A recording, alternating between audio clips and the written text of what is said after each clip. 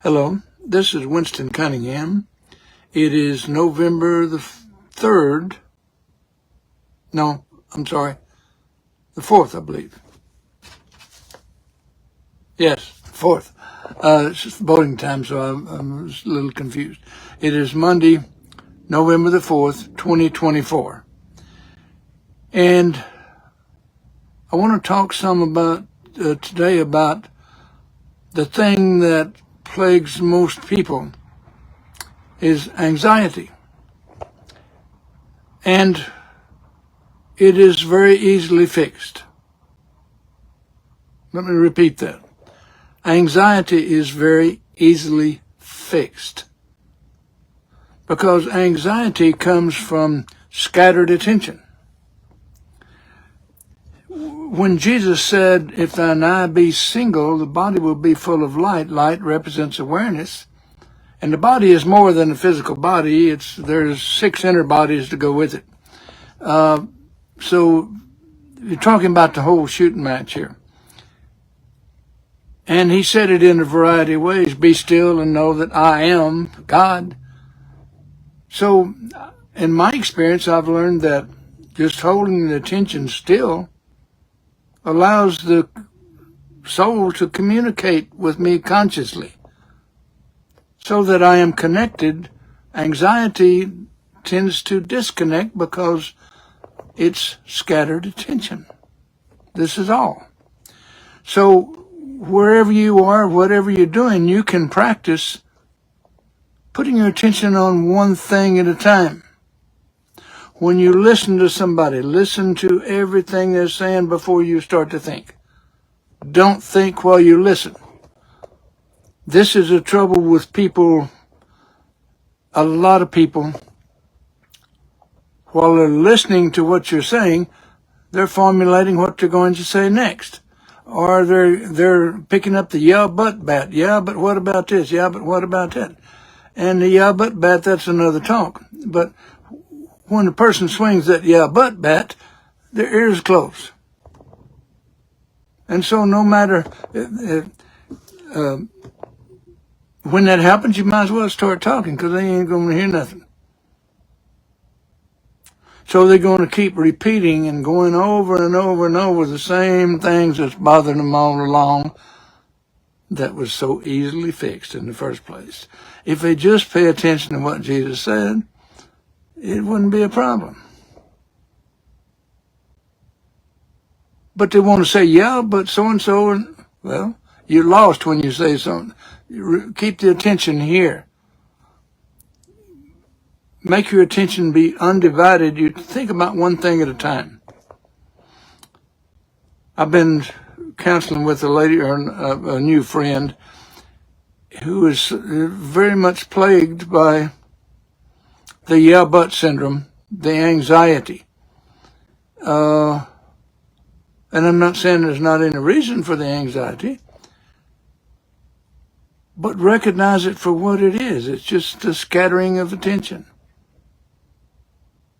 Remember, Jesus said he wasn't, the shepherd is not concerned about the 99 sheep that are in place. He's concerned about the one that's out of place.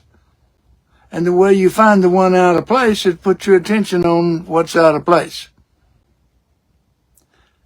If you want to keep up with the Joneses, that starts heart trouble.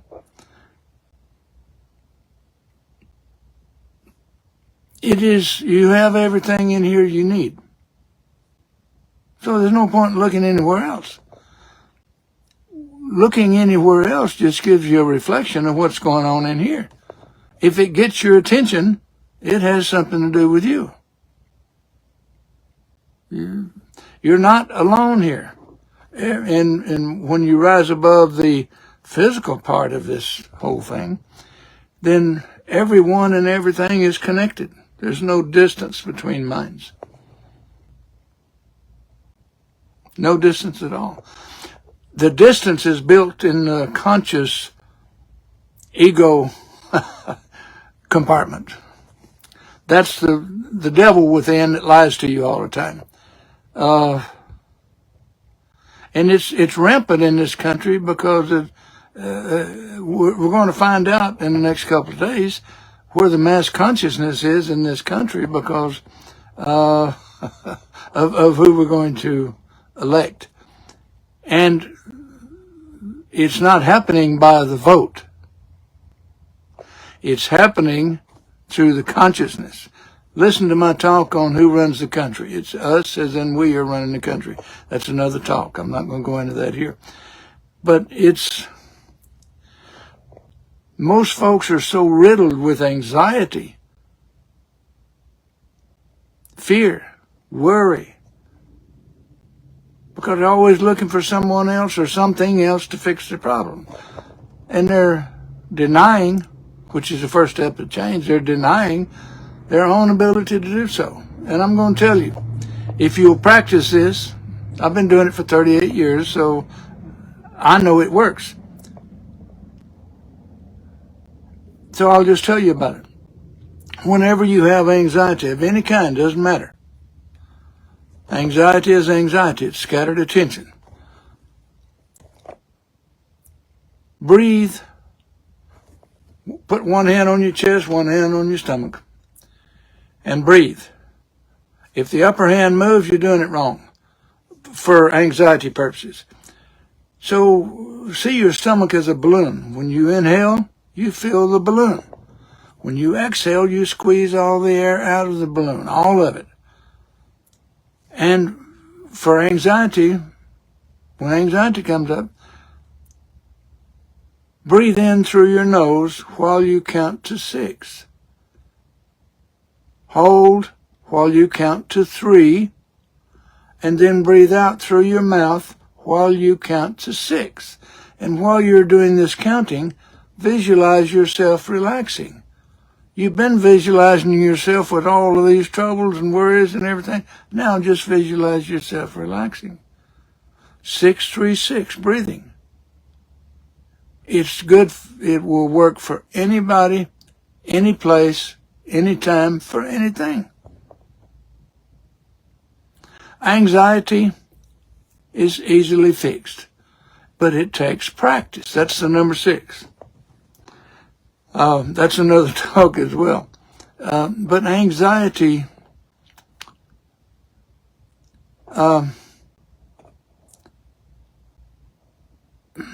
anxiety is when you, oh, no. Well, so wait a minute. You're just in this physical body. You're observing mostly. Even if it's you that you're part of what you're observing, then be the observer. So you can begin to relate. Because if it gets your attention, it's a reflection from in here.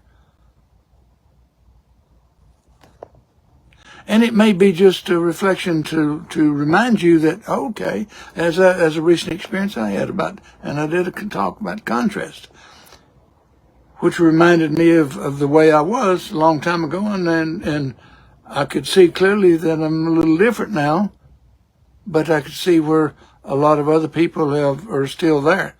And so I was feeling sad for them, but glad for me. This is putting things into perspective. Anxiety is when you have no perspective. You're just thinking the world is made to torture you. Well, torture didn't start out being torture. There's another talk I do called Pain in Childbirth. Pain has one purpose: to get your attention. If it don't get your attention, of necessity, it has to increase. And of necessity, it has to linger until such time as you pay attention. And you'll see people going to the grave all the time that didn't pay attention. And this is a choice. And that reminds me of another talk I did. Getting old is a choice. You'll need to listen to it if you want to explore that. But I came to that on my own through personal experience. And you will come to anything you come to on your own through personal experience.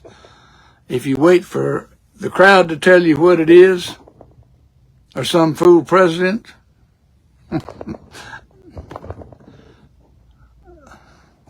That just knows how to lie good. Whatever you need, that's another talk I do about the need. Whatever you need, you will have. You have always had everything you needed from the beginning. To think otherwise is just foolishness. But we all do it, and we've all been there. And to an extent, I've worked out a lot of that. And I've still got some to do. A fellow asked me the other day, how do you know that you got something to do? I said, because when I look in the mirror, I still see a physical body. If I didn't have nothing to do, it wouldn't be no point in being here. And so I wouldn't see me. I wouldn't have a physical body, wouldn't need one. We only need that for this level of understanding.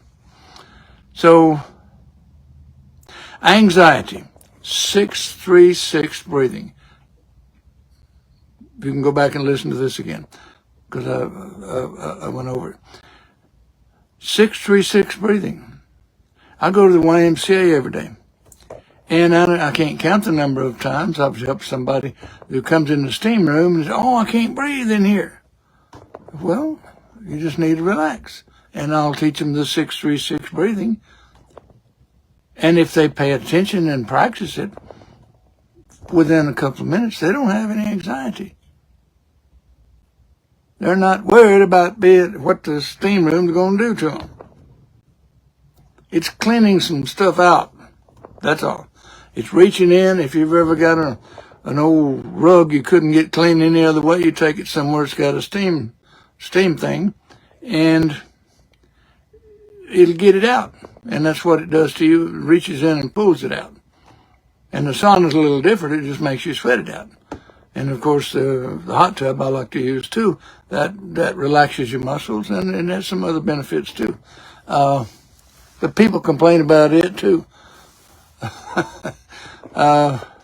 They'll see something floating on the surface, and I know, well, I take a shower when I leave, and I ain't even worried about that. And when I leave the house, I don't worry about the weather. I look outside just to see, or I look at my phone to the weather thing and see what the temperature is going to be, so I can prepare. Because a lot of people leave the house. It's warm when they leave the house and they don't take a coat, so they'll be leaving the Y. And, oh, I didn't know it was going to be cold.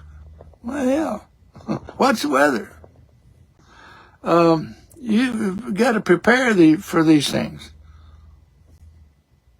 But if you expect someone up there, something out here to take care of you, and you're not paying attention, then you're not even here. You're being a hypocrite. You've got your attention here. I mean, you're here, but you got your attention somewhere else. That's another story as well.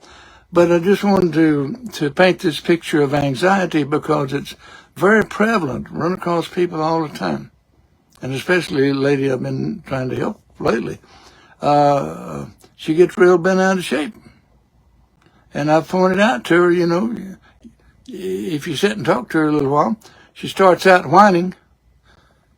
And then if you keep going over and over the same stuff, then she'll gain more confidence. And then when she gains the confidence, she'll forget about the whining. And then she can function. Anxiety can be fixed. Just redirect your attention. Put your attention on one thing at a time. Because when you put your attention on one thing at a time and hold it there for a longer time, it gets stronger. It was pointed out to me early on in my lessons at the School of Metaphysics that your thoughts and the effect of concentration has is like if you took a flashlight and focused all the light from that flashlight to a fine point, it would be a laser. And your thoughts are that way. But if you're just flitting from one thing to the other, anxious about everything, you're missing it all. I'm saying missing it all. Because if you're here just to make money and to spend money and to have fun and hoo-ah and all, that's all, then you're missing the boat. And we all in the same boat. But I learned to use a paddle. And a lot of people don't even, where's the paddle? Find me a paddle. No, you got a paddle. Use it. So anxiety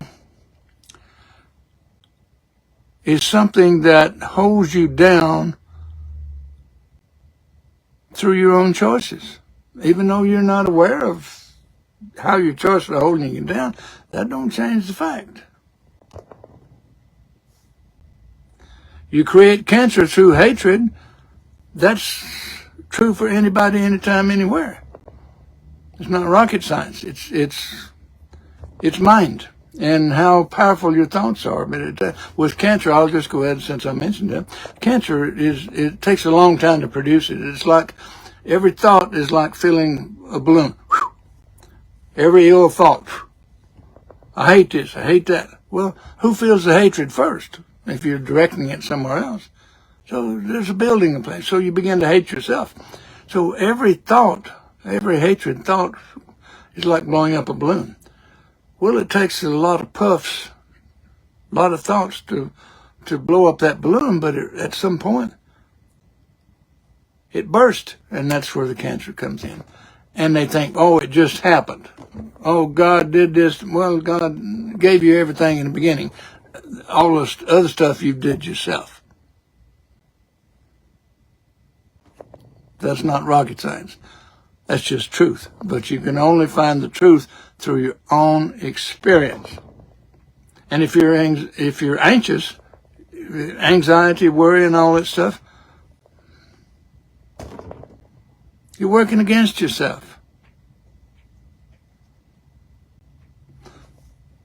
So, and Jesus said it something like this. I'm probably paraphrasing here.